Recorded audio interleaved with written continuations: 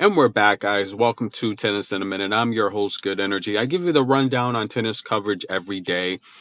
And we're getting ready for the Qatar 1000. That's right. But first, we have qualifiers.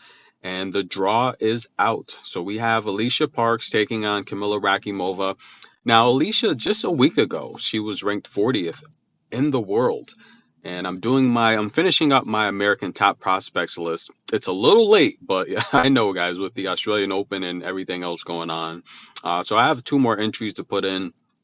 I will upload that probably this weekend. And look, Parks is on the list. It's no doubt about it. But again, she went from ranked 40th to now 80. Actually, no, she's 40th to, yeah, she's over 100. She's like 110th now, and 111th actually. Um, and Camilla's ranked 86. So just like that, I mean, it's tough that they did not have the championship uh, in Lions this year, where Alycia could have had the opportunity to defend her title. So I guess Cluj-Napoca was essentially that, right? But I mean, look, the infrastructure's there. They should have had it. Of course, it's probably some type of funding issue, but it's tough to not be able to defend your title and then get robbed by the chair umpire on a call that was horrible.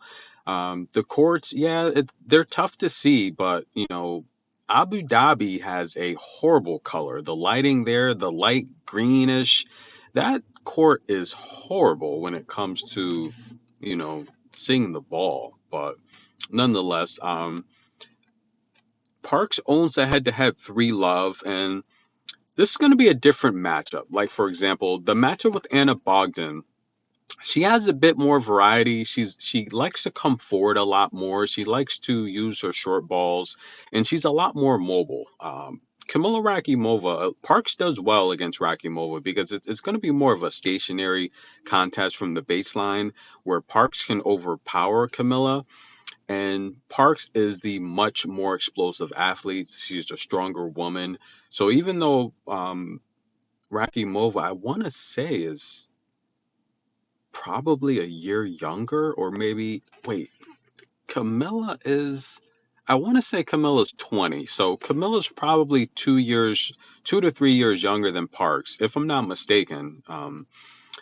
Even though she's younger than Parks, Parks is the more explosive athlete. So this is a different matchup than Anna Bogdan, where Bogdan loves to come forward. She has a bit more variety. She's seasoned. She's a bit more of a veteran, while Rakimova is more of a traditional baseliner. She wants to stand behind there and just go toe to toe until someone bows out and makes a mistake. Where Parks, a lot of times in these type of scenarios, she can overpower opponents. Well, look what she did to Azarenka last year on clay. That was impressive, very impressive. I see a lot of improvements in Park's game, the way she's striking the ball, the decision making. This is a matchup here Park should have success with, guys. So the winner of this matchup will take on the winner of, which will most likely be Magdalena Frech, who that's going to be a good match if Parks wins. And I think Magdalena will win that match, to be honest with you. So potentially Rakimova or Parks will face Magdalena. And let's say if Camilla faces Frech, I think that's the type of matchup that Magdalena will do well against because she'll have the upper hand with the two-way play. I think she'll be better mid-range. I think she can handle the power of Camilla.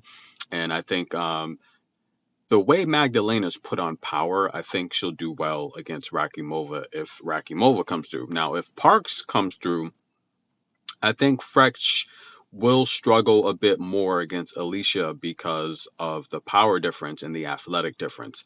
But the longer the rally goes, Magdalena, she's become a really good shot maker. And I say this all the time. The difference between the main tour and the lower level is power, right? So my expertise, you become a really good shot maker on the lower level.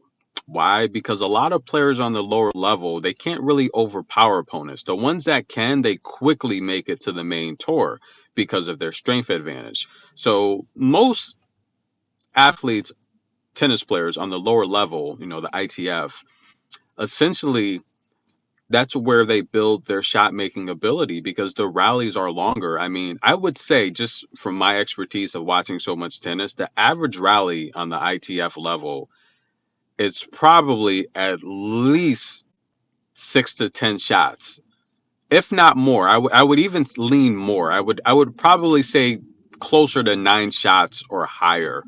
And that's where you really build your shot making ability skills. And Alycia Parks has a lot of power, which is why she was able to really climb the ranks pretty darn quickly. I mean, she hasn't been on the main tour that long. Last year was her first full season on the main tour. Rakhimova, even though she's younger, has been on the main tour longer. But Parks had success, right? We saw her literally win Lions a year ago, and she propelled to rank 40th. That's pretty darn good for one full season on the main tour. So get your popcorn, guys. This is going to be a good match. The winner of this match will be one step closer to making the Qatar 1000. Parks needs the points, so expect a very hungry, aggressive Parks to come out and do whatever she can to get the victory. Tennis in a minute. Comment below who wins. We'll be right back.